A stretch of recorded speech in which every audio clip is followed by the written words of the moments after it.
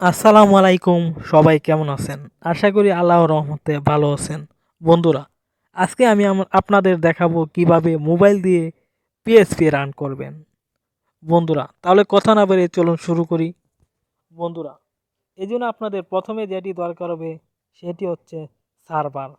মোবাইলের জন্য জনপ্রিয় একটি সার্ভারের নাম হচ্ছে ক্যাশওয়েব, যার প্লে স্টোরের লিঙ্ক আমি ডেসক্রিপশন বক্সে আপনাদের দিয়ে রাখবো।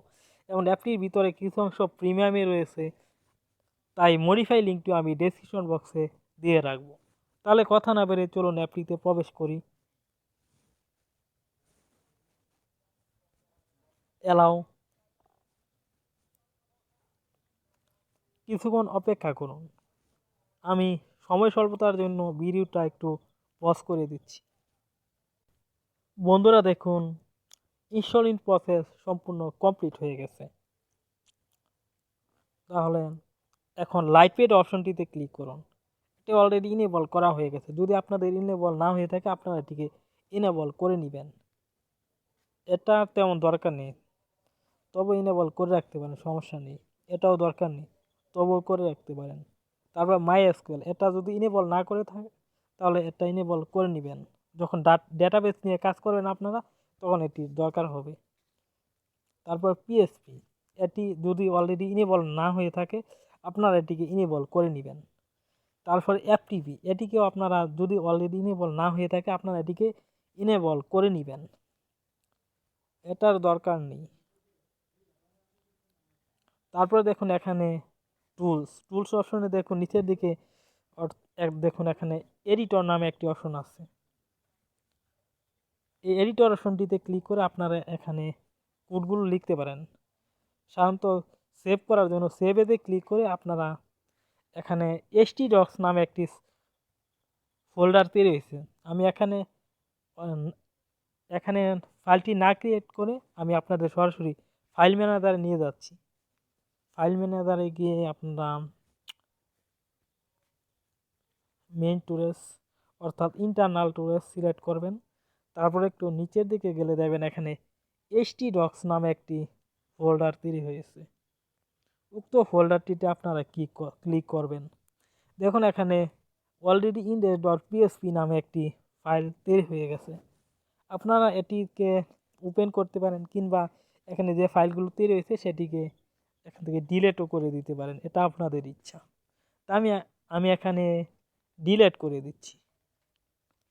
এখন আমাদের এখানে নতুন একটি ফাইল ক্রিয়েট করতে হবে। তাই আপনাদের যদি ফাইল ম্যানেজারে অর্থাৎ ডিফল্ট ফাইল ম্যানেজারে এখানে ফাইল ক্রিয়েট করা অপশনটি থেকে থাকে, তাহলে আপনারা সেখান থেকে ক্রিয়েট করে নেবেন। অথবা যদি আপনাদের এটা না থাকে তাহলে কিভাবে ফাইলটি ক্রিয়েট করতে হবে তা আমি বলে দিচ্ছি। এর জন্য আপনাদের প্রথমে প্লে স্টোরে চলে যেতে হবে।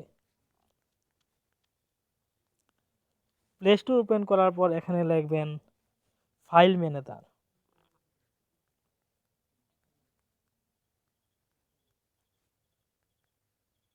সার্চে ক্লিক করুন।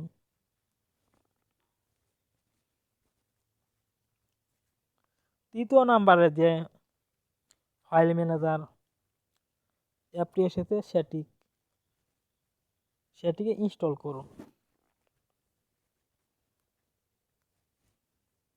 এখন আবার আমি htdocs ফোল্ডারে চলে এলাম।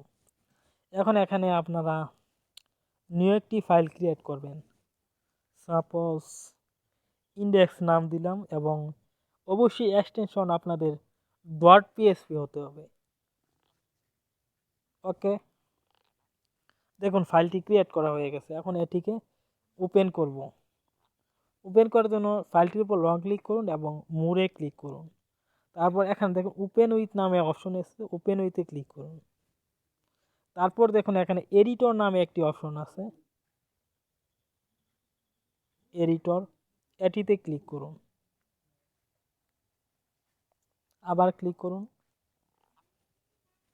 দেখুন আমাদের ফাইলটি ওপেন হয়ে গেছে। এখানে সাপোজ আমি একটি পিএসপি কোড লিখছি।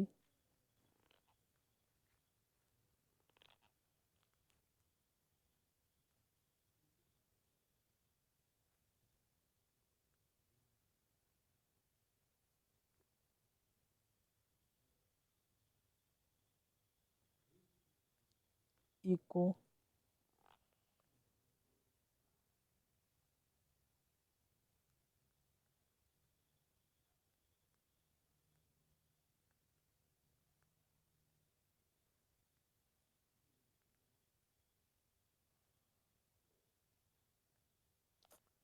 এবার এবার আপনাদের এটিকে সেভ করতে হবে। সেভ করার জন্য উপরে ক্লিক করুন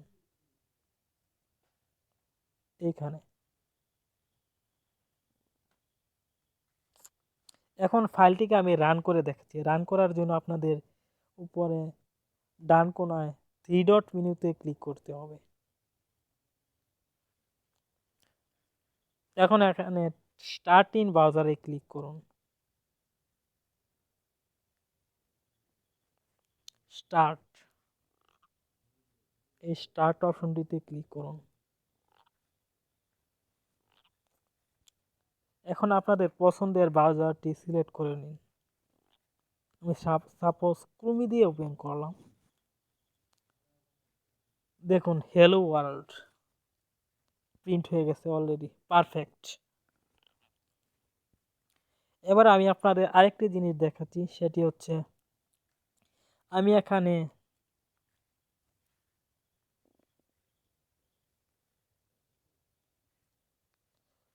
পিএসপি এর ভার্সনটি চালাচ্ছি হচ্ছে 7.4.3। আপনারা যদি লেটেস্ট ভার্সনটি চালাতে চান তাহলে এখানে ক্লিক করে তো প্লাস অপশনটিতে ক্লিক করে আপনারা এক্সটেনশনটি ইনস্টল করে তারপর এখানে অ্যাড করে নিতে পারেন। এর জন্য আপনাদের যা করতে হবে তা হচ্ছে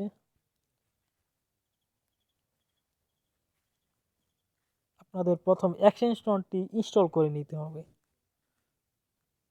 যা লিঙ্ক আমি ডেসক্রিপশন বক্সে দিয়ে রাখবো। Ksweb এক্সটেনশন প্রথমে আপনাদের এটিকে মুভ করে বা কপি করে এখানে দেখুন Ksweb নামে একটি ফোল্ডার ক্রিয়েট হয়েছে। এই Ksweb ফোল্ডারের ভিতর চলে যান। তারপর দেখুন এখানে এক্সটেনশন নামে একটি ফোল্ডার ক্রিয়েট হয়েছে। এই এক্সটেনশনে ক্লিক করুন, ফোল্ডারের ভিতর ওপেন করুন, এখানে পেস্ট করে দিন। এখন প্রথমে যা আপনাদের করতে হবে এটি একটি জিপ ফাইল, এটিকে আপনাদের প্রথমে আনজিপ করে নিতে হবে। তাহলে আনজিপ করার জন্য আপনাদের উক্ত ফাইল ম্যানেজারে ডিফল্টভাবে এখানে খুব সহজ উপায়ে এটিকে আনজিপ করতে পারেন। আনজিপ করার জন্য প্রথমে আপনাদের যা করতে হবে ফাইলটির উপর লং ক্লিক করে ধরে রাখতে হবে এবং মূল অপশনটিতে ক্লিক করে এক্সট্রাক্ট অপশনটিতে ক্লিক করতে হবে। তারপর এখানে এক্সট্রাক্ট শেয়ার অপশনটিতে ক্লিক করুন, তাহলে উক্ত ফোল্ডারের ভিতরেই এটি এক্সট্রা ফাইলগুলো জমা হয়ে যাবে। অথবা এক্সট্রাক্ট টু দিয়ে আপনারা পছন্দের ফোল্ডারটি সিলেক্ট করে নিতে পারেন। তবে আপনাদের ওই ফোল্ডার যেই ফোল্ডারে আপনারা এটিকে স্টার্ট করেন না কেন আপনাদের এক্সটেনশনগুলো এই এক্সটেনশন ফোল্ডারের ভিতরে নিয়ে আসতে হবে। তাহলে এক্সট্রাক্ট হিয়ারে আমি ক্লিক করলাম। আমি ভিডিওটা পজ করে দিচ্ছি সময় স্বল্পতার জন্য। এক্সটেনশনগুলো অলরেডি আনজিপ হয়ে গেছে। এখানে ARM অপশনটিতে ক্লিক করুন, অর্থাৎ ARM ফোল্ডারের উপর ক্লিক করুন। এখানে দেখুন পিএসপির প্রথম থেকে শেষ পর্যন্ত অনেকগুলো ভার্সন, অর্থাৎ সবগুলো ভার্সন এখানে ইনস্টল হয়ে গেছে, স্টার্ট হয়ে গেছে। এখান থেকে আপনাদের পছন্দের ভার্সনটি আপনারা চালাতে পারেন, অর্থাৎ যে ভার্সনটি আপনারা চালাতে চান সে ভার্সনটিকে আপনারা এখান থেকে অ্যাড করে নিতে পারেন। এই জন্য আপনাদের যা করতে হবে আপনাদের প্রথমে Ksweb অ্যাপটিতে চলে যেতে হবে। তারপর দেখুন এখানে পিএসপি অপশনে আসার পর এখানে দেখুন পিএসপি ভার্সন নামে একটি অপশন চলে এসেছে। এই পিএসপি ভার্সনের উপর আপনারা ক্লিক করুন। এখান থেকে আপনাদের পছন্দের ভার্সনটি আপনারা এখান থেকে সিলেক্ট করে নিন।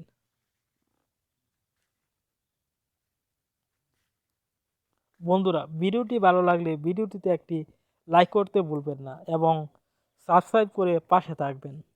ধন্যবাদ। আসসালামু আলাইকুম।